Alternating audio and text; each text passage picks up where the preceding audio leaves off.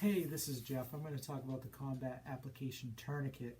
This is used for a severe extremity bleed. We often refer to it as the CAT tourniquet.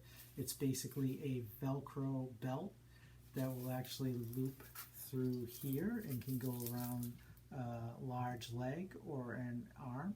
And basically what we're going to do is this kind of replaces using a bandana and a stick from the woods. This is basically your belt with a stick built into it that actually locks in to a special locking mechanism. So what we're going to do is if somebody had a bleed that we couldn't control, so maybe direct pressure's not working, elevation's not working, we may be using pressure points like the brachial artery in the arm or the femoral artery in the groin to control the bleed, but this is really what's actually going to stop the bleed if it's a severe arterial bleed, let's say.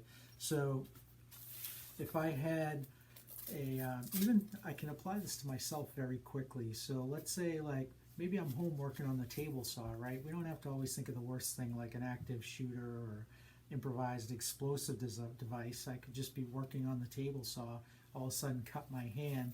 Well, 3 inches above wherever the injury occurs, I'd strap this belt down really tight. I'm going to strap it down as tight as I can with the Velcro, and then to make it extra tight, I'm going to twist this stick and lock it in place, then put this little strap right over there. It says time. It's always good to document the time the tourniquet was applied, so at the hospital they know how long it's been in place. Once you apply a tourniquet, don't remove it.